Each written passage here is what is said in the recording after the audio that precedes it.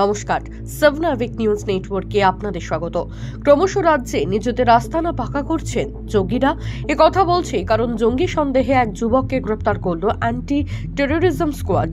দেশের অভ্যন্তরীণ তথ্য অন্য দেশে পাচার ও প্রচুর পরিমাণে অর্থ ব্যাংক অ্যাকাউন্টে ঢোকার অভিযোগ রয়েছে কালিয়াচক শহর লাগোয়া ভান্ডার অঞ্চলের কাঁকড়ামোড় এলাকার বাসিন্দা বছর 25-এর মুক্তা মাহাতোর বিরুদ্ধে। অভিযোগ, মুক্তা মাহাতো পাকিস্তান, পালেস্তাইন, ইরান সহ একাধিক দেশে ভারতীয় নৌবাহিনী ও দেশের অভ্যন্তরীণ তথ্য পাচার করত। এ প্রসঙ্গে কি জানালেন ধৃত মুক্তা মাহাতোর বাবা মদন মাহাতো? চলুন শুনবো। বলেন, আমরা জানি না, আমরা ঘুমিয়ে আছি। ওই ওকে ডাক দিল, ঘর খুললো, ওকে উঠাই নিচ্ছে। এই তো হলো থানা পুলিশ আইছিল আর ওই বলে বোম্বাই ছিল ওলে নিয়ে উঠাই নিচ্ছে। আপনার ছেলে কি কোনো জঙ্গি কার্যকলাপের সাথে যুক্ত? না, মাত্র 2000 টাকা তুলে এটাই তো শুনতেছি। আমরা কিছু জানি না, কিছু আমি এই বর্ষায় অবাক হচ্ছেন না? হ্যাঁ, এই ব্যাপারটা তো একটু অবাক মানে তার জন্য তো ওখানে কোর্ট ধরে ইয়ে করা হচ্ছে, ওখানে কি হয়। আপনারা থানা পুলিশকে জানিয়েছেন? ওকে এখন কোথায় নিয়ে গেছে? আমি থানাতে যাইনি। কোথায় নিয়ে গেছে? কোথায় নিয়ে গেল? মানে থানা নিয়ে গেল, থানাতে বোম্বাই নিয়ে গেল। টাকা পয়সা কি আছে? টাকা পয়সা কই? আবার আপনার ছেলের সাথে বলে জঙ্গির যোগ আছে, যোগাযোগ আছে। আর তথ্য পাচার করতো আপনার ছেলে? কোনো কিছু না। বিদেশের তথ্য পাচার করতো? না না না। পাকিস্তানের তথ্য পাচার করতো? না না।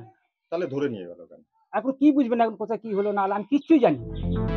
তবে কিভাবে মুক্তা মাহাতোর হদিশ পেল প্রশাসন? যেটা জানা যাচ্ছে, সম্প্রতি মুম্বাইয়ে জঙ্গি সন্দেহে এক ব্যক্তিকে গ্রেপ্তার করার পর এটিএস জিজ্ঞাসাবাদ শুরু করতেই উঠে আসে কালিয়াগঞ্জের মুক্তার নাম। এরপরেই তদন্তে নেমে মুক্তার একাধিক ব্যাংক অ্যাকাউন্টেও হদিশ পান গোয়েন্দারা। তদন্তকারীদের দাবি, এই অ্যাকাউন্টগুলি থেকে কয়েক কোটি টাকা জঙ্গি গোষ্ঠীর কাছে একাধিকবার লেনদেন হয়েছে। ঘটনার জেরে আলোড়ন ছড়িয়েছে কালিয়াগঞ্জ সহ জেলা জুড়ে। সাংবাদিকদের মুখোমুখি হয়ে উপপ্রধান রাজু রায় কি জানালেন শুনব।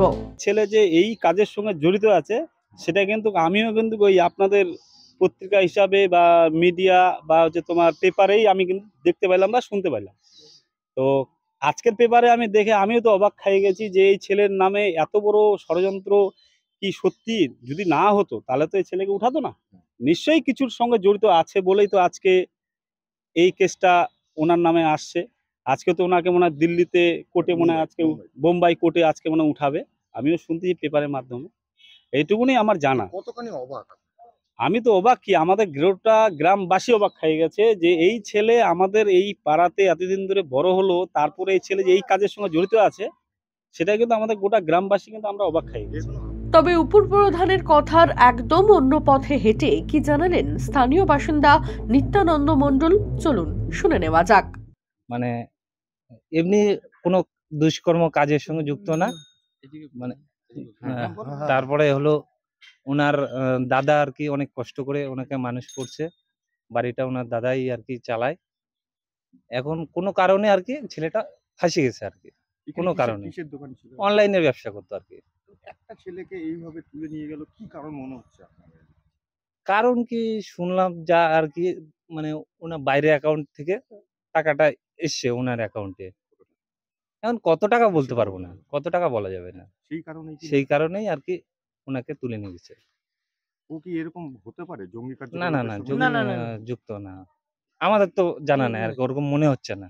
আমরা ছোটবেলা থেকে দেখছি, তো ছোটবেলা থেকে দেখছি, ওরকম মনে হচ্ছে না।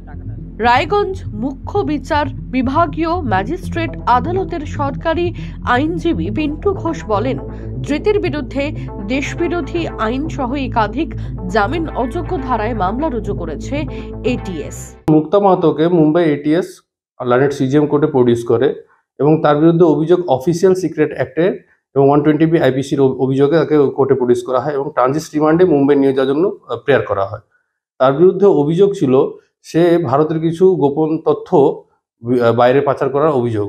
এই অভিযোগে মুম্বাইয়ে একজনকে অ্যারেস্ট করেছে। তার সূত্র ধরে ইনভেস্টিগেশন করে জানতে পারা গেছে এই মুক্তা মাহাতোর সঙ্গে সেই ব্যক্তি আর্থিক লেনদেন রয়েছে এবং সেই আর্থিক লেনদেনের জেরে আরও জানতে পারা গেছে যে মুম্বাইয়ে যে ডকইয়ার্ডে জাহাজের আনাগোনা হয় সেই আনাগোনাগুলো তারা ফলো করতো এবং বাইরে পাচার করতো সেই তথ্যগুলো।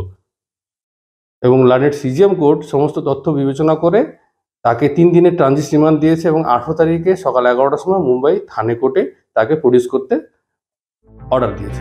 তার সঙ্গেও আর কারা কার যোগ রয়েছে, কিসের জন্য বিদেশে এত টাকা লেনদেন হতো, সমস্ত কিছু জানতে ধৃতকে ট্রানজিট রিমান্ডে নিয়ে মুম্বাইয়ে নিয়ে গিয়েছে অ্যান্টি টেররিজম স্কোয়াড। রেখা রায়, 7 আভিক নিউজ, কালিয়াগঞ্জ। সমস্ত খবরের আপডেট পেতে লাইক করে সাবস্ক্রাইব করুন 7 আভিক নিউজ। সেই সঙ্গে বেল বাটন প্রেস করতে ভুলবেন না। আপনাদের একটা সাবস্ক্রিপশন আমাদের জন্য অত্যন্ত মূল্যবান। জয় হিন্দ।